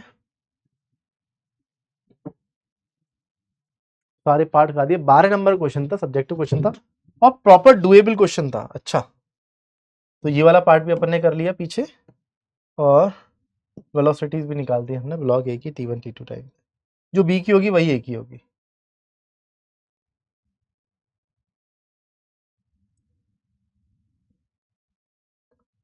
ओके ओके ओके, एक और क्वेश्चन, एक और क्वेश्चन क्या है, सेकंड लास्ट क्वेश्चन है, इसको करेंगे।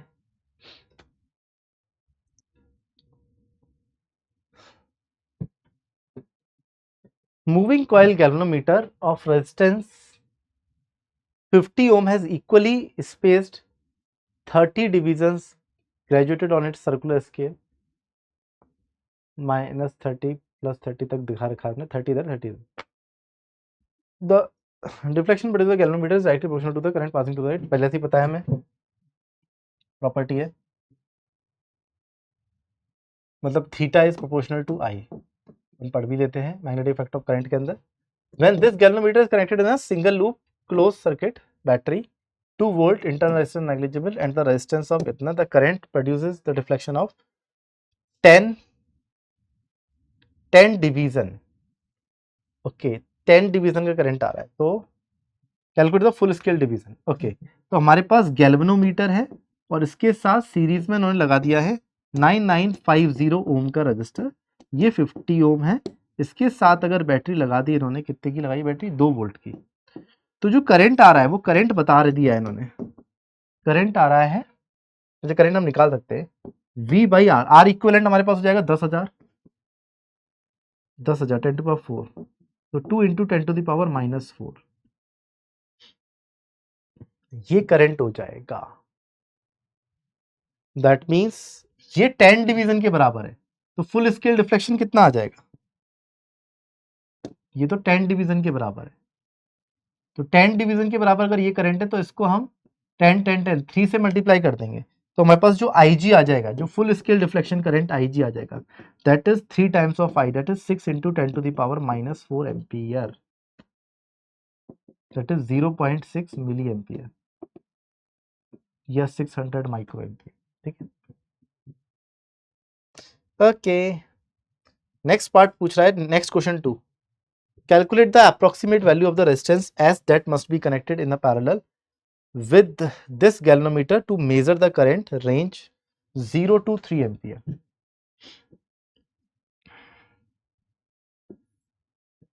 जीरो टू 3 एम्पियर अगर बात कर रहे हैं हम लोग, मतलब 3 एम्पियर करंट आने पर, आप समझो सिंपल है, 3 एम्पियर करंट आने पर गैल्वेनोमीटर के अंदर IG करंट जाना चाहिए जो कि 0.6 मिली एम्पियर है। बाकी करंट पूरा का पूरा शंट रेजिस्टेंस से चला जाना चाहिए। तो इस शंट रेजिस्टेंस के लिए पूछ रहे हैं, RS की वैल्यू आपको याद है, RG अपॉन IG माइनस 1, ये हमारे पास है।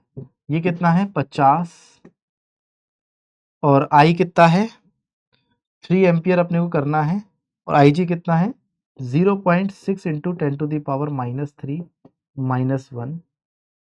इसकी वैल्यू अगर देखेंगे हम लोग तो ये जाएगा 3000। तो 1 तो बहुत छोटा हो जाएगा, तो 50 अप्रोक्सीमेटली कर देना है अपन, अप्रोक्सीमेटली इक्वल्स टू 50 अपॉन, ये हो जाएगा 3 इंटू 3000 अपॉन 6 इंटू 10⁻⁻1, ये आ जाएगा 2 नीचे की तरफ और 2 चला जाएगा ऊपर, तो हो जाएगा 100, 10/1000 मतलब 1/100 बचेगा, ये 1/100 ओम, ये 1/100 अप्रोक्सीमेटली। मैंने ये वाला 1 नेगलेक्ट कर दिया क्योंकि बहुत बड़ी क्वांटिटी हो गई, इसके सामने 1 को माइनस कराओगे तो ये फर्क नहीं पड़ेगा इतना। क्वेश्चन नंबर 2 हो गया। क्वेश्चन नंबर 3 देखते हैं, if the shunt resistance in the part B is a metal wire of length this, metal having the resistivity this, calculate the diameter, diameter निकालना याद रखना, resistance R is equal to rho L by A लगा देंगे हम लोग। Resistance हम पीछे निकाल चुके हैं 0.01, रो हमें दे रखा है 2 इंटू 10⁻⁻8, L हमें दे रखा है 15.7 into 10⁻⁻2 upon pi R square कर देंगे, पाई आर स्क्वायर, यहाँ से R निकाल सकते हैं। मैं एक बार निकाल के बता देता हूँ आपको कितना आएगा। ये 2 इंटू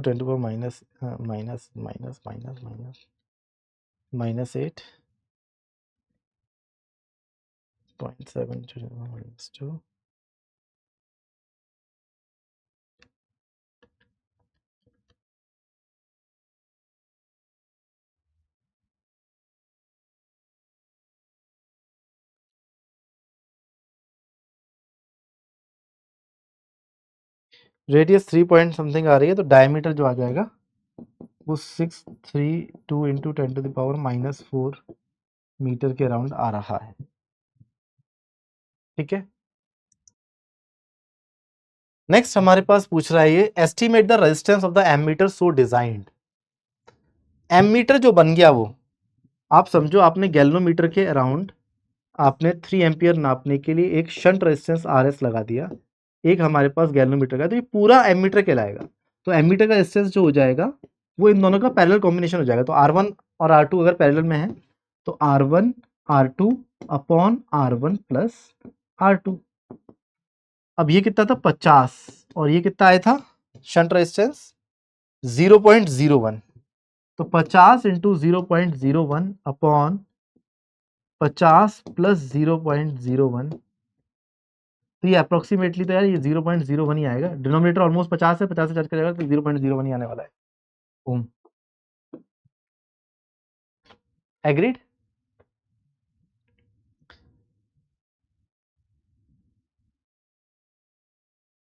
अब ये लास्ट क्वेश्चन है, पेपर का लास्ट क्वेश्चन भी था, फिजिक्स का भी लास्ट ही था ये।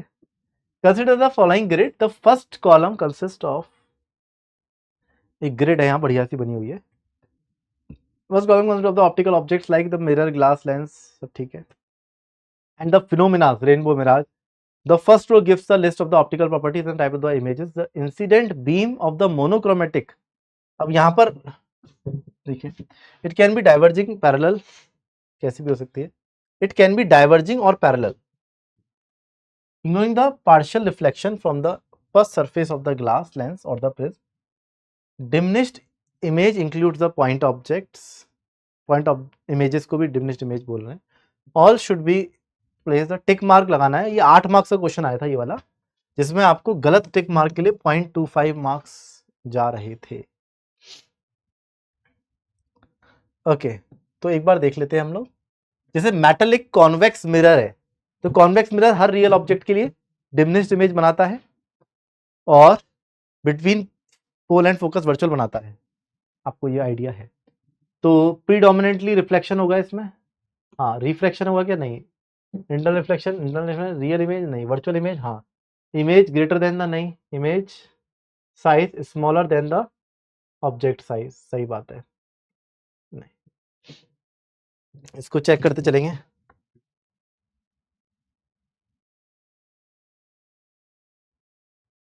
मतलब मैग्नीफाइड इमेज है कि डिमिनिश्ड इमेज? तो डिमिनिश्ड इमेज बनाता है.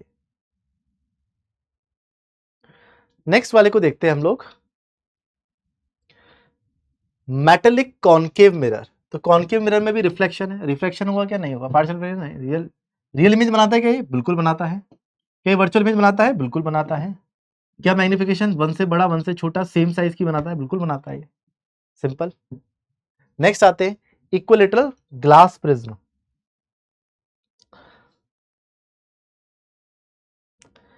इक्विलेटरल ग्लास प्रिज्म में क्या क्या चीजें हो सकती हैं? यहां पे बात करें रिफ्लेक्शन, नहीं. प्रोमिनेंटली नहीं. रिफ्रैक्शन होगा क्या? होगा. Partial internal reflection, total internal reflection हो सकता है क्या? हाँ, हो तो सकता ही है, depending on the refractive index. और इमेजेस की बात यहां पर करना चाहेंगे तो वर्चुअल इमेज बनाएगा ये ऑफ सेम साइज. अगर जिधर ऑब्जेक्ट है हमारे पास, virtual image of same size ये बना देगा. ठीक है. अच्छा, ये आप यहां पर ऐसे भी सोच सकते हो, जैसे कि कोई लाइट रे ऐसे जा रही है, लेट से मान लो इस तरह से गई अगर, तो ये क्या यहां से आती हुई दिखेगी आपको? ये जो ऑब्जेक्ट है कि यहां पे दिखेगा, तो ये वर्चुअल है, सेम साइज का ऑब्जेक्ट है. तो इस तरह से आपको अगर ये सब चीजें पता है तो ये सब चीजें बहुत डायरेक्टली आप टिक मारते हुए चले गए. एक बार कर दीजिए इसको पक्का पूरा. भाई कॉन्वेक्स लेंस है, कॉन्वेक्स लेंस है तो ऑब्वियसली इसमें रिफ्रैक्शन होगा. और हमारे पास रियल इमेज ही बनता है. कॉन्वेक्स है, virtual same size diminished enlarge सब बनती है. Thin by concave lens. अच्छा देखो, इंसिडेंट रे जो है उसने बोला है डाइवर्जिंग है या पैरेलल है, तो ऑब्वियसली आपको रियल ऑब्जेक्ट के लिए ही कंसिडर करना है, कन्वर्जिंग नहीं है. तो रियल ऑब्जेक्ट के लिए हम सारी चर्चा कर रहे हैं. तो यहाँ पे रियल ऑब्जेक्ट की अगर यहाँ पर बात करेंगे तो रिफ्लेक्शन तो इसमें होगा, बट ये वर्चुअल इमेज बनाएगा डिमिनिश्ड. एग्रीड. नेक्स्ट हमारे पास है प्रिज्म बाइनोकुलर्स. तो इसमें रिफ्रैक्शन हो रहा होता है, टीआईआर हो रहा होता है प्रिज्म के अंदर. इन्वर्टेड प्रिज्म रख के टीआईआर होके उससे इमेजेस बन रही होती हैं. इमेज रियल भी बन रही होती है, वर्चुअल भी बन रही होती है, और डिमिनिश्ड इमेज बन रही होती है. ठीक है. बाइनोकुलर हम दूसरी दूसरी बड़ी चीज को छोटा सा वहां पे देख रहे होते हैं. नेक्स्ट है metallic plane mirror. Plane mirror की बात करें तो प्रोमिनेंटली यहाँ पर रिफ्लेक्शन हो रहा होता है. और क्या क्या चीजें इसमें? नहीं, रिफ्लेक्शन नहीं. रियल इमेज, रियल ऑब्जेक्ट की तो वर्चुअल इमेज बन रही होगी और सेम साइज की बन रही होगी. रेनबो में बात करेंगे तो रिफ्रैक्शन हो रहा होता है, इंटरनल रिफ्लेक्शन हो रहा होता है, पार्शियल इंटरनल रिफ्लेक्शन भी हो रहा होता है. एग्रीड. तो ये सारे जो हमारे पास टिक्स है, एक बार काउंट कर लेते हैं कितने हैं. 1 2 3 4 5 6 7 8 9 10 11 12 13 14 15 16 17 18 19 20 21 22 23 24 25 26 27 29 30 31 32. टोटल 32 टिक्स है. जिस पे 8 मार्क्स मिल रहे थे आप लोगों को। इसमें मेरे ख्याल से सारे आसान है। प्रिज्म बाइनोकुलर का हो सकता है आइडिया ना हो आपको, क्योंकि प्रिज्म बाइनोकुलर हम लोग क्लास में नहीं ले रहे होते यूजुअली, ठीक है। बट प्रिज्म बाइनोकुलर आपने देखा होगा तो उसमें प्रिज्म के अंदर टीआईआर होके रेस आ रही होती है। चलिए, तो ये सारी बातें हम लोग, ये बहुत सिंपल पार्ट था, बहुत इजीली आप लोग यहाँ पे मैक्सिमम मार्क्स ले सकते थे। 2-4 टिक आपके कम भी होते तो 0.25 मार्क्स पर टिक के हिसाब से कम हो जाता, बाकी आप लोग सही करते। चलिए, that's all for today. Thank you बच्चे, thank you everyone, bye bye, take care.